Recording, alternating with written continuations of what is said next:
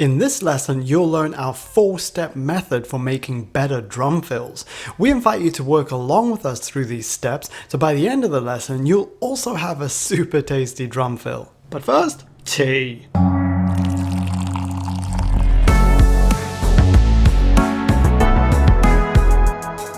Hello revolutionary music makers, I'm Kate Harmony, this is Ray Harmony, and welcome to Hack Music Theory. The fast, easy, and fun way to make music. If you're new to theory, or if you just want a refresher, then read our free book, 12 Music Theory Hacks to Learn Scales and Chords. You'll be able to instantly apply these hacks to your songwriting and producing. So head on over to hackmusictheory.com right after this lesson and download your free PDF. Alright, it's time to open your DAW to Hack Music Theory. In our previous lesson, we covered the 3 types of drum fills: variation, tension, and notification. And we also showed you where and how to use them in your music. Now in this lesson, we'll share our 4-step method for actually writing those drum fills. And yes, this method works for all 3 types of fills. And by the way, just before we jump into the lesson, a heads up that our festive sale is now on. So get yourself over to hackmusictheory.com for our biggest discounts of the year. Our personal recommendation is our best-selling songwriting and producing course, which is now only $20. If you like our YouTube videos, you'll love this course because in 12 short step-by-step videos, you'll learn all our essential hacks for melodies, chords, bass, drums, and more. Step 1. Ending. The first thing you need to do is the last thing. It sounds counterintuitive, but drum fills take your listeners through a percussive journey that has a beginning and an ending. Once you've decided on these 2 points in your music, then you write a drum fill that connects them. It's sad how many producers don't think about these beginning and ending points and merely start and stop their fills at the predictable places. But that won't be you. So, how do you choose where to end your fill, and why do you have to choose the ending first? Well, the place where you end your fill will have an accent as a result, so you want to make sure that it's a point in your music that you intentionally want to emphasize. Most producers end all their fills on beat 1, and while that's a super strong place for an ending, when every fill ends on beat 1, it's also super boring. Listen to your music, it will tell you where it wants you to end each fill. And remember, you can end your fills before beat 1 or after beat 1. A drum fill should only end on beat 1 if that's exactly what your music wants at that specific point. In our example, we're transitioning from the chorus to the bridge, so we need a notification fill to alert the listener to this upcoming change. The bridge has a natural accent on beat 2, so that's definitely the best place to end our fill.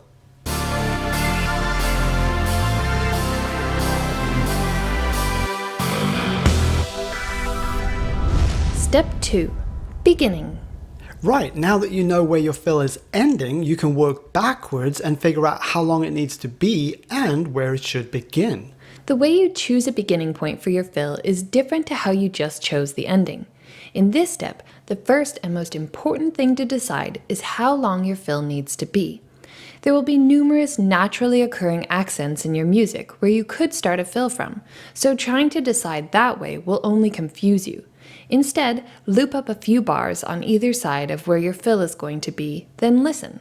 The music will tell you how long the fill needs to be, which in turn tells you where to begin it. And keep in mind, the length that your drum fill needs to be depends on which type of fill it is: variation, tension, or notification. Check out the 3 types of drum fills lesson to learn all about that.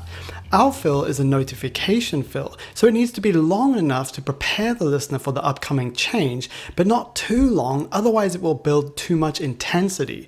This led us to the perfect place to begin our fill, beat 2 and in the last bar of our chorus. So that makes our fill just less than 1 bar long.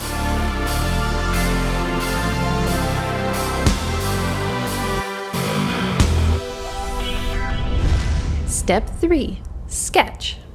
Okay, so you know where your fill is ending and where it's beginning. Now it's time to connect the dots. In this step, the first and most important thing to decide is the energy contour of your fill.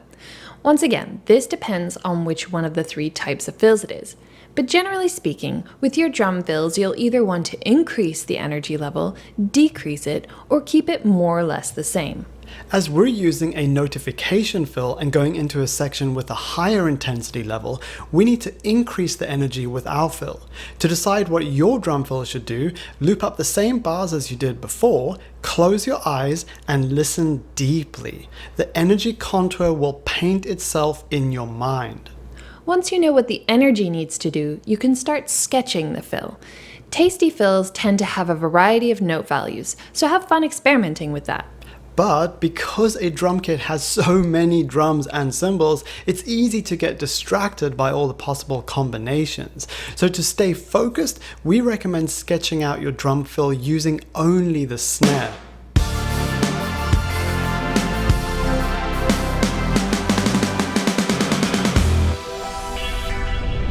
Step 4. Spread. Right, so now that you've sketched out your fill on the snare drum, it's time to finish things up by spreading out your fill over the whole drum kit. Remember though, a hit on the snare drum is far more intense than a tom or a kick, so be very, very careful in this step not to mess up your energy contour. We used the whole kit in our fill, snare, kick, toms, and cymbals, but we kept coming back to the snare in order to sustain that momentum. As you can see, towards the end of our fill in the first bar of the bridge, we played the snare on beat 1. Without this vital snare hit, our fill would lose momentum over that bar line. If you feel that your fill is lacking momentum, it probably needs more snare hits. If, on the other hand, you feel it's too intense, then it probably needs fewer snare hits. After you finish this step, double check that your final drum fill is still delivering the energy contour that you designed in step 3. If it is, then you're done.